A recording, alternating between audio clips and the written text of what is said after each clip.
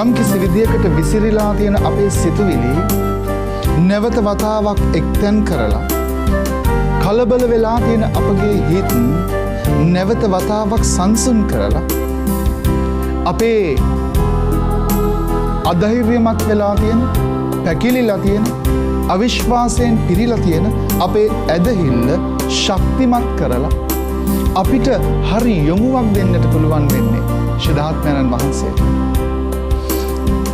මේ යෙදුම් හමුව එලෙස අපිව එක්සත් කරන, එකමුතු කරන, සංසුන් කරන, බලගන්වන, අපව ශක්ති සම්පන්න කරන දෙවියන් වහන්සේගේ බලාගාරයක් වගේ, ශක්ති බලාගාරයක් වගේ. යදුම කියලා කියන්නේ, යාඥාව කියලා කියන්නේ එනිසා අපිට දෙවියන් එක්ක සම්බන්ධකමක් තියාගන්නට පුළුවන් ප්‍රබල මාධ්‍යයක්. යාඥාව තුළ තමයි අපි ස්වාමින් වහන්සේට මොරගහන්නේ. යාඥාව තුළ තමයි අපිට පුළුවන් වෙන්නේ දෙවියන් වහන්සේගේ අභිමතය පවා වෙනස් කරන්නට ප්‍රමාණවත් වෙන්නේ. දෙවියන් වහන්සේගේ කැමැත්ත වෙනස් කරන්නට පුළුවන් එකම බලය යාඥාවයි. එනිසා අපි අද යාඥා කරමු. සමහර වෙලාවට දෙවියන් වහන්සේ උන්වහන්සේගේ සැලැස්ම තුළ අපි තුළ මේ මොහොතේදී ක්‍රියාත්මක වෙන අපේ දුක, අපේ වේදනාවන්, අපේ ප්‍රශ්න, අපේ කරදර, අපේ ලෙඩ රෝග මේ සියල්ලක්ම දේව අභිමතය තුළ වෙනස් වෙන්නට පුළුවන් අවස්ථාවක් මේ අවස්ථාව.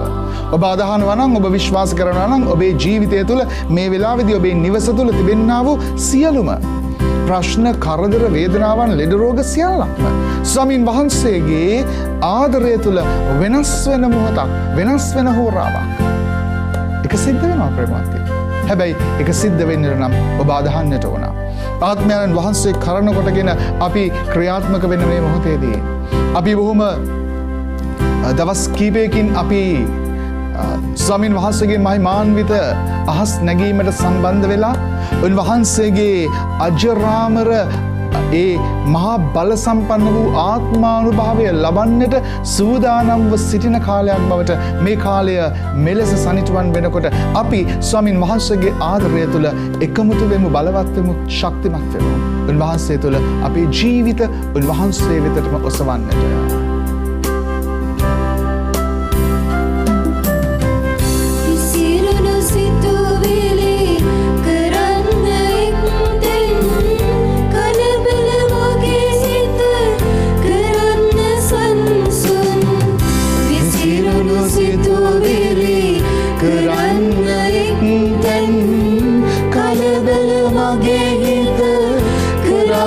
සංසුන් පැකිරෙන දවුම කරන්න සවිමත් ඔබ වෙත යොමු වන්න. පැකිරෙන දවුම කරන්න සවිමත් ඔබ වෙත යොමු වන්න.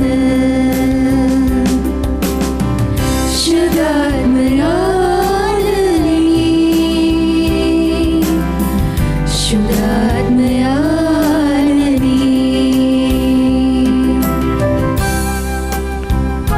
අපේ ජීවිත හරි කර්කශයි, වියලිලා, ඉරිතලිලා ගිහිල්ලා, හරියට ඉඩෝරයකට අහුවෙලා වගේ, හරියට නියං කාලයකට අහුවෙලා වගේ. ගොඩාක් වෙලාවට අපේ ජීවිතවල ප්‍රවර්ධනයක් නැහැ. අපි එක තැනක නැවතිලා වගේ, හරියට ගලාගෙන යන්නේ නැති වතුරක් වගේ. සමහර වෙලාවට අපේ ජීවිතය තුළින්ම අපිට හමාගෙන එන දුගඳ අපිටම දරාගන්නට බැරි වෙන තරමටම එය අප්‍රසන්න වෙලා. මෙහෙම ජීවිත ඕන තරම් තියෙනවා. මේ ඔබ අහගෙන ඉන්න මේ වෙලාවේදී යදුම් හමුවට එකතු වෙලා ඔබ මේ වෙනකොට ස්වාමින් වහන්සේගේ ආදරය තුළ ශක්තියක්, බලයක් ලබන්නට ඕනයි කියලා ඔබට හිතෙනවා නම්, ඔබට දැනෙනවා නම් අපිත් එක්ක එකතු වෙන්න මේ වෙලාවේදී යදුමට. දෙවියන් වහන්සේගේ කැමැත්ත වෙනස් කරන්නට එකතු වෙන යදුමට, උන්වහන්සේට බලපෑම් කරන්නට, උන්වහන්සේගේ ආදරය තුළ ස්වාමීනී අපිට දෙන්නට කියලා උන්වහන්සේගේ අනුකම්පාව අයදින, උන්වහන්සේගේ අසීමිත වූ ආදරයේ වරප්‍රසාදය අයදින මොහොතක් කරගන්නට අපිත් එක්ක එකතු වෙන මේ වෙලාවේ. ජීවමාන ආත්මයන්න් තුළින් උන්වහන්සේගෙන්ම වරමින් සප්ත වරමින් උන්වහන්සේගේ සත් වරම් අපගේ නිවසට අපගේ නිවසේ සිටින සියලු දෙනා වෙත වස්වාලන්න වැඩම කරන්න කියන ඒ කායන ප්‍රාර්ථනාවත් එක්ක යදින්නට අපිත් එක්ක එකතු වෙන්න මේ වෙලාවේදී. අපගේ ජීවිතයේ ස්වාමින් වහන්සේගේ ආදරය තුළ නව ජීවනයක් නව පණක් ලබන්නට උන්වහන්සේගේ ඒ අසීමිත වූ දයාව ආදරය තුළ උන්වහන්සේ තුළ නැවත වතාවක් ජීවිතය ශක්තිමත් කරගන්නට යදින්න අපිත් එක්ක මේ වෙලාවේදී එකතු වෙන්න. එනිසා අපි අපේ මුළු බුද්ධියෙන්ද අපේ මුළු සිතින්ද අපේ මුළු වීර්යයෙන්ද දෙවියන්ව සොයන හෝරාවක් කරගමු. ආත්මයන් වහන්සේ තුළ අපේ දෙතොල් විවර කරමින් අපි ආඥා කරමු.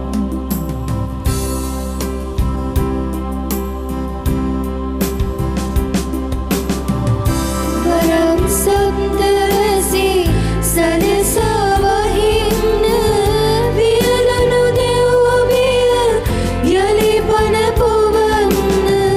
වරම් සබ්දවසී සලසවහින්න වියලනු දෙව්බිය යලි පන පොවන්න. මා තුළ මානව ඔබ ජීවත් වන බව වටහාරින්න. මා තුළ මානව ඔබ ජීවත් වන බව වටහාරින්න.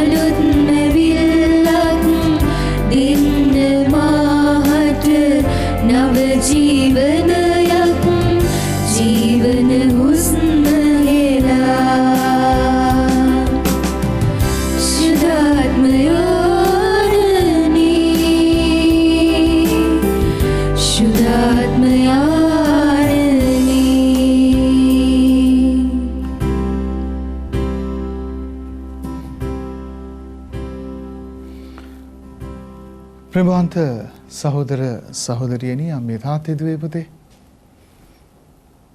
අපි ස්වාමින් වහන්සේගේ අහස් නැගීමට එකතු වෙනවා. උන්වහන්සේගේ ආත්මයන් වහන්සේගෙන් පෝෂණය වෙන්නට පොහොනි වෙන්නට. ශුද්ධාත්මාගමනය ළඟා වෙමින් තියෙන කාලයක්. එපිසිවරුන්ගේ ලිපියේ 5 වෙනි පරිච්ඡේදයේ 15 වෙනි වගන්තිය 16 වෙනි වගන්තිය අපිට මෙහෙම කියනවා. එබැවින් ඔබ ජීවත් වන පිළිවෙල ගැන ඉතා සැලකිලිමත් වෙන්න. අඥානයන් මෙන් නොව ඥානවන්තයන් මෙන් ජීවත් වන්න. කාලය නපුරු බැවින් ඇති හැම අවස්ථාවකින්ම ප්‍රයෝජනය ගන්න. එබැවින් අනුවණයන් නොවී සමිදානන් වහන්සේගේ කැමැත්ත කිමෙක්ද කියා තේරුම් ගන්න. සුදෝ පාවුලතුමා අපිට කියනවා අඥානයින් වගේ මෝඩ විදිහට ජීවත් වෙන්නට හොඳ නෑ කියලා. අපි ශිරාත්මයන් වහන්සේගේ ප්‍රඥාව ඉල්ලමින් ඒ ප්‍රඥාව තුළ අපි ජීවත් වෙන්නට ඕන. ප්‍රේමන්තනී දෙවියන් වහන්සේ අපිට අවස්ථාවන් ගොඩාක් දෙනවා දෛනිකව අපේ ජීවිතේ ගොඩනගා ගන්නට. අපේ ජීවිතය හදා ගන්නට. අපේ ජීවිතය ස්වාමීන් වහන්සේට ප්‍රසන්න කරගන්නට. දෙවියන් තුළ යැපෙන මනුෂ්‍යයාගේ ජීවිතය හරිම සුවිශේෂී. ඒ යැපීම තුළ ඒ මනුස්සයා දෙවියන් වහන්සේගේ සෞභාග්‍යමත් ජීවිතයට ඇතුළු වෙනවා. ජෝසප්ගේ කතාව ඔබ අහලා තියෙනවා. පුරාණ ගිවිසුමේ ජෝසප්ගේ කතාව. ජෝසප්ගේ කතාවේදී ප්‍රේමවන්ත සහෝදර සහෝදරියනි අම්මේ තාත්තේ දුවේ පුතේ අපි දකිනවා බොහොම ලස්සනට පැහැදිලිව ජෝසප්ට දෙවියන් වහන්සේ වැඩිපුර ඇල්මක් ආදරයක් දක්වනවා දෙවියන් වහන්සේ. ඒ නිසාම දේව ප්‍රසාදය ඔහු මත පතිත වෙනවා. ඔහු දෙවියන් වහන්සේ තෝරගන්නවා යම් කිසි කාර්යයක් සඳහා. දෙවියන් වහන්සේගේ සැලැස්ම ක්‍රියාත්මක කරන්න. ඒ සැලැස්ම තුළ අපි දකිනවා අනිත් හැමෝම ඔහුට වෛර කරන්න පටන් ගන්නවා. ඒ වෛරය කොච්චර ඉයවහ ගියාද කිව්වතොත් එයාගේම සහෝදරයන් පිරිස එයාව මරන්න කුමන්ත්‍රණය කරලා අවසානයේදී රූබන් ඉදිරිපත් වෙලා වැඩිමහල් සහෝදරයා හැටියට එයාගේ බාල සහෝදරයා වෙන ජෝසප්ව මරන්නේ නැතුව පාළු ලිඳකට අතාරිනවා. නමුත් රූබන් පස්සුව ඇවිල්ලා මේ ලිඳෙන් ගොඩ අරගෙන එයාව වහල්කමට විකුණනවා. මේ වහල්කමට විකුණද්දී මේ වහල්කමට විකුණන්නට ඔහුව ප්‍රදර්ශනය කරලා තියෙන වෙලාවේ පොතිප කියන පාරාවෝගේ ශ්‍රී සෙම්පති ඇවිල්ලා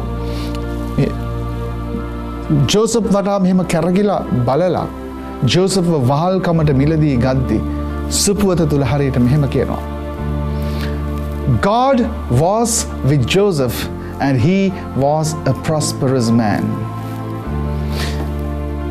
ප්‍රමාන්තෙනි ජෝසප් ඒ අවස්ථාවේදී හිටියේ ඇගේ නූල් පටක්වත් නැතුව. ඒ මොකද වහල්ලුන්ව විකුණන්නට ඒ වෙළඳපොළට අරන් ගියාම වහලාව මිලදී ගන්නට එන මිනිස්සයා මේ ඔළුවේ සිට හිසකෙස්වල සිට දෙපතුල දක්වා නියපොත්ත දක්වා බලනවා. ඇයි ඇගේ කැලලක් තියෙන්න බෑ, ඇගේ යම් කිසි තුවාලයක් තියෙන්න බෑ, දදයක් තියෙන්න බෑ, එයා පිරිසිදු වෙන්නට ඕන.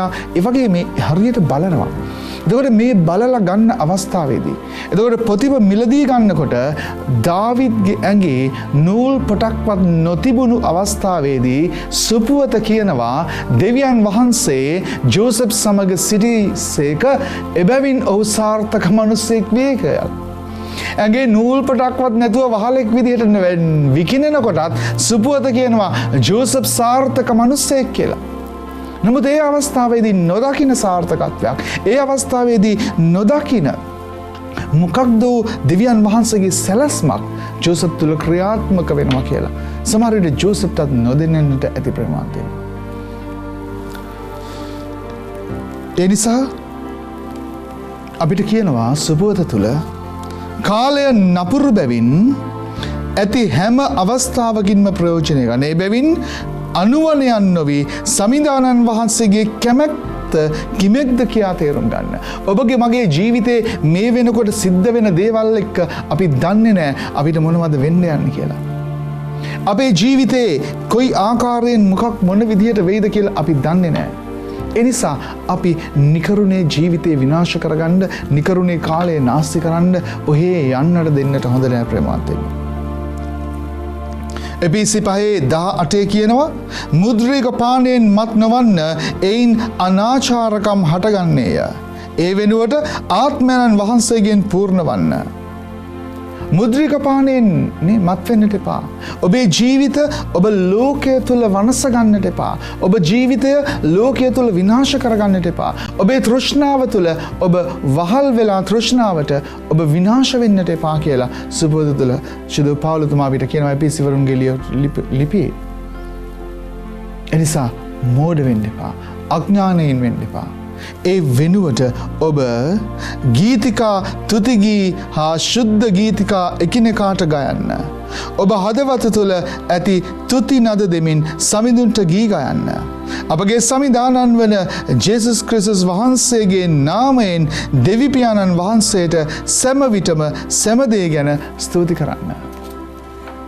එතකොට ප්‍රබන්තිනි අපි කියනවා දිව්‍ය පූජාවේ හැමදාම ඔයගොල්ලෝ දිව්‍ය පූජාවට යනවනම් අපි කියනවා බොහොම පැහැදිලි හරිම ලස්සනයි ඒ වචන ටික ස්වාමින් වහන්සේගේ තුල ප්‍රීති වීම නේ සැබවින්ම උන්වහන්සේට ප්‍රශංසා කිරීම උන්වහන්සේට ස්තුති ප්‍රශංසා කිරීම සැබවින්ම යෝග්‍යයි යුතුයි ගැලවීම දායකයි. අපේ ජීවිතේ අපිට මේ ගැලවීම අයිති වෙන්නේ, ඒ ගැලවීම ක්‍රියාත්මක වෙන්නේ, ඒ ගැලවීම තුළ අපි ස්වාමින් වහන්සේගේ ශක්තිය බලය අත්දකින්නේ අපි ස්තුතිපූර්වකව ස්වාමින් වහන්සේගේ ආදරයත් එක්ක එකතු වෙනකොට.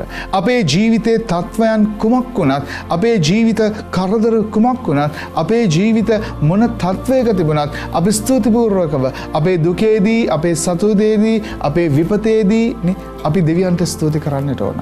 එක සතුටද, එක විපතද කියලා බලන්නේ නැතුව, එක දුකද, එක සහනයද කියලා බලන්නේ නැතුව, එක රෝගීද, නිරෝගීද කියලා බලන්නේ නැතුව, එය දුප්පත්කමක්ද, පොහොසත්කමක්ද කියලා බලන්නේ නැතුව අපි ස්වාමින් වහන්සේට ස්තුති ප්‍රශංසා කරන්නට ඕන. උන්වහන්සේගේ ආදරය තුළ අපි ශක්තිමත් වෙමින්, බලවත් වෙමින් ක්‍රියාත්මක වෙන්නට ඕන ප්‍රමාණය.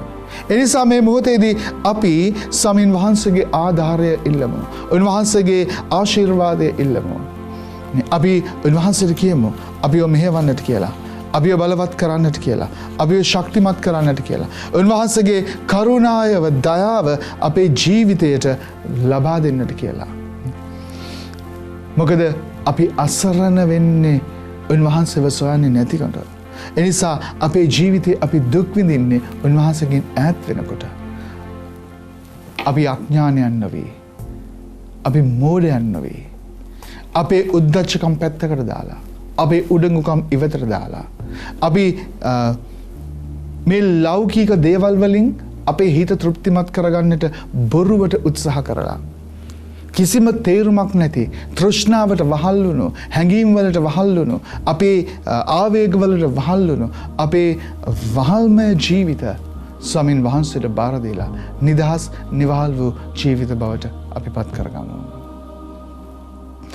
ඒ තුළ උන්වහන්සේට අපි ආඥා කරමු.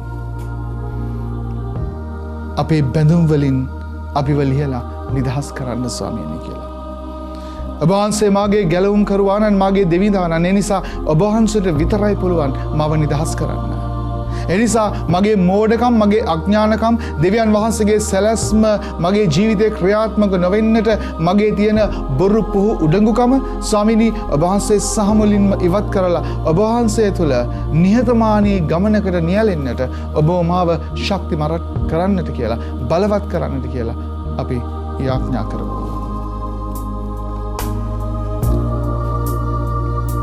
දෙවියන් වහන්සේගේ කරුණාව මහත්.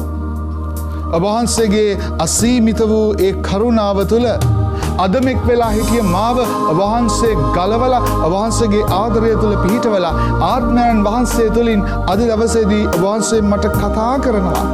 ආත්මයන් වහන්සේ තුළ ආත්මයන්ගෙන් පූර්ණ වෙන්නට, මුද්‍රික පානයෙන් නොව ආත්මයන්ගෙන් පිරෙන්නට උන්වහන්සේ ඔබටයි මටයි මේ අවස්ථාවේදී ආරාධනා කරනවා. ඒ නිසා අපි මේ ආරාධනාව පිළිගෙන ස්වාමීනි ඔබ වහන්සේගේ කරුණාව, ඔබ වහන්සේගේ දයාව පුදුමයි මට කියලා අපි ගායනා කරමු.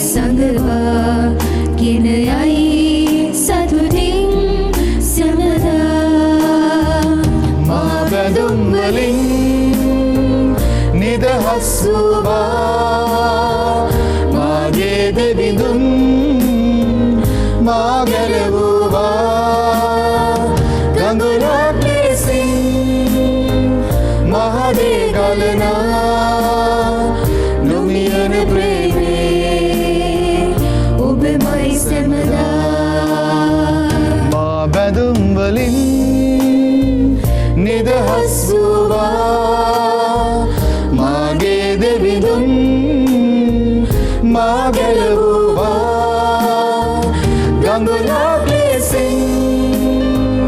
මහදේ ගලනා නොමියන ප්‍රේමේ ඔබමයි සැමදා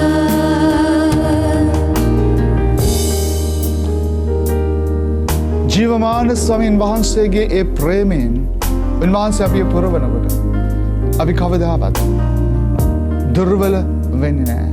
අපි කවදාවත් අධෛර්යයටපත් වෙන්නේ නැහැ. අපි කවදාවත් අතහැරලා දාන්නේ නැහැ. ප්‍රේමවන්ත සහෝදර සහෝදරියනි, ශිලාත් මාගමනයකට සූදානම් වන අපිට ඒ ගමනට අපි නැඹුරු වෙමින් සිටින මේ මොහොතේදී අපිට එපිසිවරුන්ට ලියපු ලිපියේ 3 වෙනි පරිච්ඡේදයේ 14 වෙනි වගන්තියේ 15 වෙනි වගන්තිය අපිට මෙහෙම කියනවා. මේ හේතුව නිසා ස්වර්ගයේද පොළොවේද සියලු පෙළපත්වලට නාමය දෙන්නා වූ පියාණන් වහන්සේ ඉදිරියේ මා දනින් වැඩි යාඥා කරමි. උන්වහන්සේගේ මහිමාන්විත සම්පතේ හැටියට ස්වකීය ආත්මයන් වහන්සේ කරන කොටගෙන ඔබගේ අධ්‍යාත්මික භාවය ශක්ති සම්පන්න වන පිණිස ඔබට බලය දෙන ලෙසද ඇදහිල්ල කරන කොටගෙන ක්‍රිස්තුස් වහන්සේ ඔබේ සිත් තුළ වාසය කරන පිණිසද යාඥා කරමින් තවද ප්‍රේමයේ මුල් බැස ස්ථීරව පිහිටින්නාසේ පිණිසද යාඥා කරමි. ශුද්ධ පවුලතුමා නැවත වතාවක් එපීසි සංඝයට යාඥා කරනවා. ප්‍රේමවන්තනි, අපි දන්නවා අපි ශුද්ධාත්ම ආගමනයට කිට්ටුවමින් සිටින මේ මොහොතේදී කතෝලිකයන් හැටියට අපි බෞතිස්ම දෙකක් ලබන්නට ඕන අපේ ජීවිතේ. පළවෙනි බෞතිස්මය අපි දන්නවා අපි හැමෝම කුඩා කාලයේ ලබන බෞතිස්මය. ඒ බෞතිස්මයේදී අපි හැමෝම බෞතිස්ම ස්නාපනය වෙනවා, නැත්නම් ක්‍රිස්තියානි වෙනවා. මොකද වෙන්නේ? ජේසුස් වහන්සේ තුල අපි ශුද්ධාත්මයන් වහන්සේ එක්ට අපි අවතීර්ණය වෙනවා. එතකොට ශුද්ධාත්මයන් වහන්සේ තුලින් අපි ජේසුස් වහන්සේ තුලට යනවා. ඒක තමයි ගැලවීම. එතකොට මේ බෞතිස්මයේදී ශුද්ධාත්මානුභාවය තුල අපි ජේසුස් වහන්සේ තුල බෞතිස්ම ස්නාපනයක් ලබනවා. මේ ජේසුස් වහන්සේ තුලට ලබන බෞතිස්ම ස්නාපනය තුල තමයි අපි ගැලවීම ලබන්නේ. ජන්ම පාපෙන් නිදහස් වෙනවා කියලා කියන්නේ ඒකයි. පොඩි කාලේ අපිව අරගෙන ගිහිල්ලා වතුර වක් කරලා ජන්ම පාපෙන් අපි නිදහස් වුණේ ඒකයි. මොකද ශුද්ධාත්මයන් වහන්සේ අපිව ජේසුස් තුලට කළා වූ බෞතිස්ම ස්නාපනය. ඒ බෞතිස්ම ස්නාපනය අපි හැමෝම ලබලා තියෙනවා. එනිසා අපි ජන්ම පාපෙන් නිදහස් වෙලා තියෙනවා. අපේ දේව දරුකමේ උරුමය අපි ලබාගෙන තියෙනවා. ඒ වගේම අපි ශුද්ධ වූ ස්වභාවයේ සමාජිකත්වය ලබලා තියෙනවා. හැබැයි ප්‍රේමවන්තයනි, ඒ ප්‍රසාද ස්නාපනය ප්‍රමාණවත් නෑ. එනිසා තමයි දෙවෙනි වරටත් ස්වාමීන් වහන්සේ කියන්නේ ඔබ ආයෙත් ඉපදෙන්නට ඕන. නිකෝදෙමුස්ට කියනවා ඔබ ආත්මයන්ගෙන් සහ ජලයෙන් ආයෙ ඉපදෙන්නට ඕන. ඒක තමයි දෙවෙනි බෞතිස්මය. ඒ දෙවෙනි බෞතිස්මය අපේ ජීවිතේ අපි නිතර ලබා ගන්නට ඕන. මොකද්ද දෙවෙනි බෞතිස්මය? පළවෙනි බෞතිස්මයේදී ශුද්ධාත්මයන් වහන්සේ ජේසුස් තුළට අපිව ආලේපනය කරමින් අපිව බෞතිස්ම ස්නාපනය කළා වගේ දෙවෙනි බෞතිස්මයේදී ජේසුස් වහන්සේ අපිව ශුද්ධාත්මයන් වහන්සේ තුළ ස්නාපනය කරනවා, බෞතිස්ම ස්නාපනය කරනවා. මේක තමයි දෙවෙනි බෞතිස්මය. එදා ශුද්ධාත්ම ආගමනයේදී සිද්ධ වෙන්නේ ඒකයි. ජේසුස් වහන්සේ උන්වහන්සේගේ ගෝලයන්ව දෙවෙනි බෞතිස්මයෙන් එනම් උන්වහන්සේගේ අසීමිත වූ බලය ආත්මයන් වහන්සේ තුළින් මුළු ගෝල පිරිසටම, මුළු අපොස්තලවරු සංඝයටම දානය කරනවා. පෙන්තෙකෝස්ත දවසේදී ඔවුන් පුදුමාකාර ජවයකින් ඉපිලෙන්නේ ඒකයි. මේ බෞතිස්මය අපි හැමෝම ලබන්නට ඕන ප්‍රේමවන්තයනි. මේ බෞතිස්මය හරිම වැදගත් අපේ ජීවිතේ. මේ බෞතිස්මය අපි ලබා ගන්නකොට තමයි ආත්මයන් වහන්සේ කරන කොටගෙන ඔබේ අධ්‍යාත්මික භාවය ශක්ති සම්පන්න වන්නේ. ශුද්ධ පවුලතුමා අපිට කියන්නේ ඒකයි එපිසිවරුන්ගේ ලිපියේ 3 වෙනි පරිච්ඡේදයේ බොහොම ලස්සනට අපිට කියනවා 16 වෙනි වගන්තියේ ඔබේ අධ්‍යාත්මික භාවය ශක්ති සම්පන්න වන පිණිස ඔබට බලය දෙන ලෙස මං ආයදෙමි. කාගෙන්ද? ශුද්ධාත්මානුභාවයෙන්. අපි අධ්‍යාත්මික භාවයේ ශක්තිමත් වෙනවා. එනිසා මේ ශුද්ධාත්ම ආගමනයට අපි සූදානම් වෙමින් තිබෙන්නා වූ මේ කාලයේදී අපි ආරාධනා කරමු ආත්මයන් වහන්සේට ජේසුස් වහන්සේට කියමු ජේසුනි අපිවත් ඔබ වහන්සේගේ ආත්මයන් වහන්සේ තුල ස්නාපනය කරන්න. ඔබ වහන්සේ ආත්මයන් වහන්සේ තුල අපිව ශක්තිමත් කරන්න. ඔබ වහන්සේ ආත්මයන් වහන්සේ තුල අපිව මෙහෙවන්න. උන්වහන්සේගේ ආදරයත් එක්ක. එතකොට අපිට දැනේ ස්වාමීනි ඔබ වහන්සේ නැතුව අපිට ජීවත් වෙන්නට බෑ. ප්‍රවන්තිනි ආත්මයන් වහන්සේ තුලට ස්නාපනය වෙනකොට ජේසු අපිව ආත්මයන් වහන්සේ තුළ බෞද්ධිස්ම ස්නාපනය කරනකොට අවසානයේදී අපිට දැනෙනවා අපි හරි ශක්ති සම්පන්නයි කියලා. අපිට දැනෙන්නට පටන් ගන්නවා අපි තුළ පුදුමාකාර බලකොටුවක් ක්‍රියාත්මක වෙනවා කියලා. අපිට දැනෙන්න පටන් ගන්නවා අපි දෙවියන් වහන්සේගේ රක්ෂස්ථානය කියලා. අපිට දැනෙන්නට පටන් ගන්නවා ස්වාමීන් වහන්සේ නැතුව අපිට ජීවත් වෙන්නට බෑ කියලා. උන්වහන්සේගේ අසීමිත වූ ආදරය හා බලය තුළ. එනිසා ප්‍රේමවන්ත සහෝදර සහෝදරියනි ස්වාමීන් වහන්සේ උන්වහන්සේගේ ආදරයත් එක්ක අපිව මේ අවස්ථාවේදී මේ බෞතිස්මයට ඇතුළු කරගන්නවා. අද මේ වෙලාවේදී මේ මොහොතේදී ඒක හරි සුවිශේෂී වූ මොහොතක් සුවිශේෂී වූ අවස්ථාවක්. ජේසුස් වහන්සේ නැතිව අපිට මේක කරන්නට බෑ. එනිසා ඔබේ ප්‍රශ්න ඔබේ කරදර ඔබේ වේදනාවන් ඔබේ ලෙඩ රෝග ඔබේ ජීවිතේ අපි යදින්නට එකතු වෙලා ඉන්න මේ වෙලාවේදී එකතු වෙන්න. පවුලක් හැටියට හැමෝම එකතු වෙන්න මේ වෙලාවේදී. අපි ඔබ වෙනුවෙන් යාඥා කරන්නට යන මේ මොහොතේදී ජීවමාන දෙවියන් වහන්සේ උන්වහන්සේගේ එකම පුත්‍ර වූ ජේසුස් ක්‍රිස්තුස් වහන්සේ ඒ ශුද්ධාත්මයන් වහන්සේ තුළට ඔබේ නිවසද ඔබේ පවුලේ ඉන්න හැම කෙනෙක්වද මේ වෙලාවේදී මේ යදුම් හමුවට සහභාගී වෙන එකතු වෙන හැම කෙනෙක්වම ඒ ආලේපණයෙන් පුරවන්නට යනවා.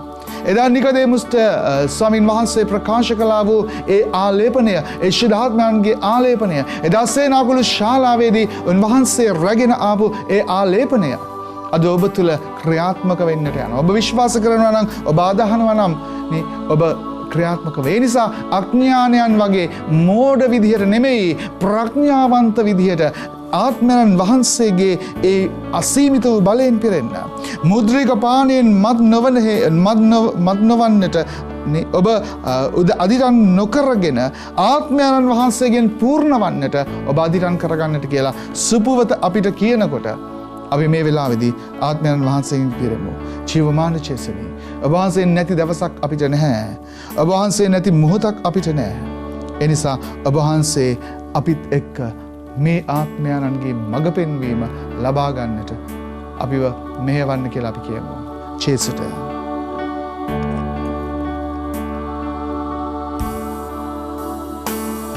ඔබ නැති හැම දවසක් මාහට දවසක් වේදෝ. ඔබ නැති හැම මොහොතක් මාහට සැනසුම දේදෝ. ඔබ නැති හැම දවසක් මාහට දවසක් වේදෝ.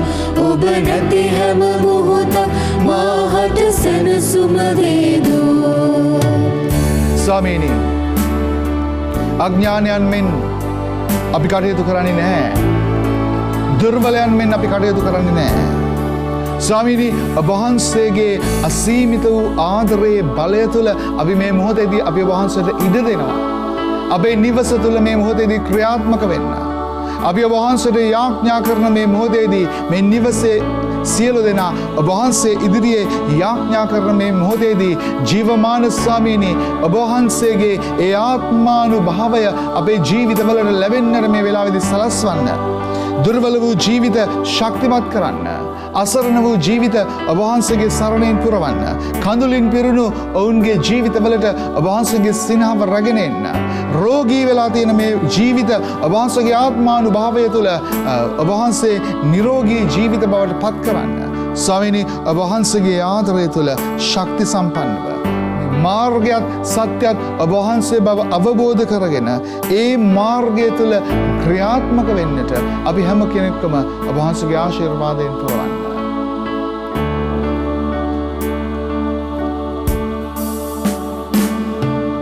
ජීවනයේ උල්පත සමිඳුනි ඔබ නේදෝ. සත්‍යයේ මාර්ගය ඔබම නොවේදෝ. ජීවනයේ උල්පත සමිඳුනි ඔබ නේදෝ. සත්‍යයේ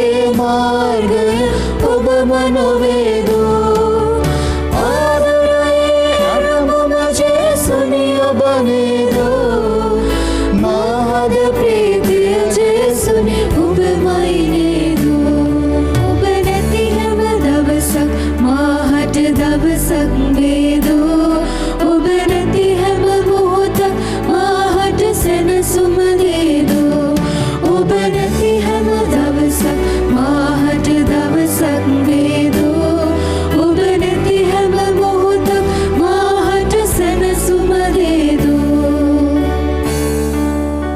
ස්වාමින් වහන්සේ අද අපිට කියනවා අපි උන්වහන්සේගේ ආදරය තුළ ශක්තිමත් වෙන හැම මොහොතකම මයිමාන්විත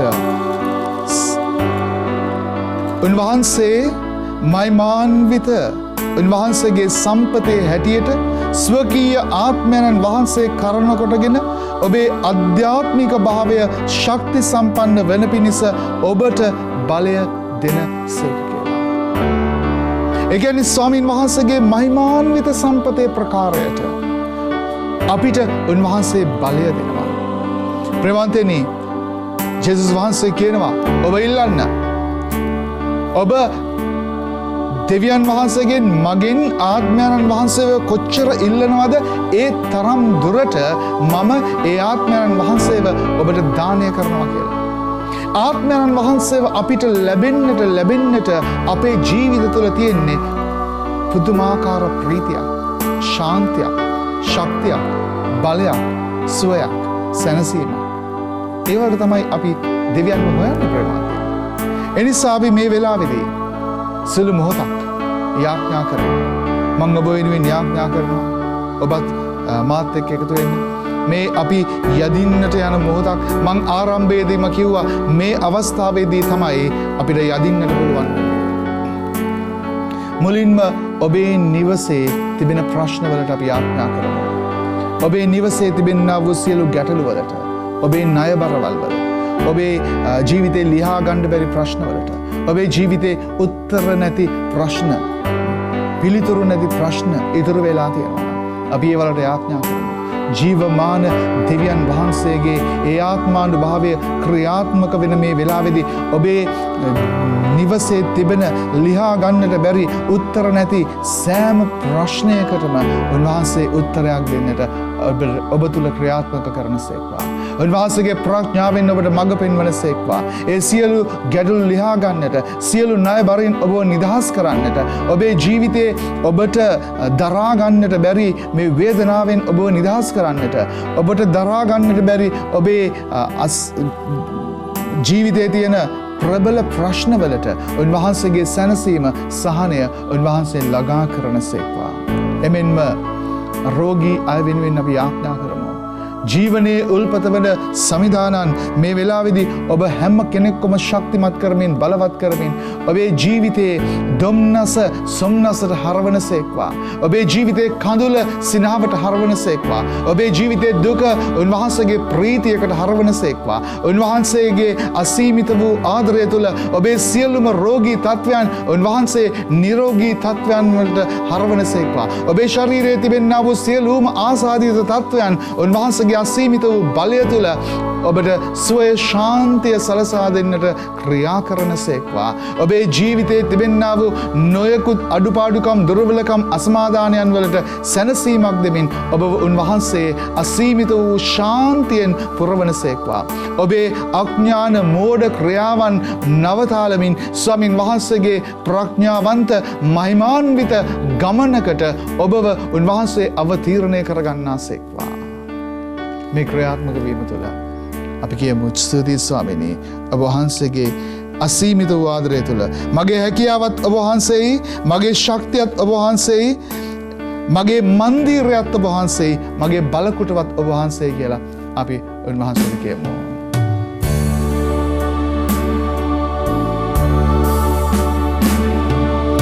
මගේ හැකියාවත් ඔබමයි නේදු ශක්තිය ඔබම නොවේදු මගේ හැකියාවත් ඔබමයි නේදු මගේ හැම ශක්තිය ඔබම නොවේදු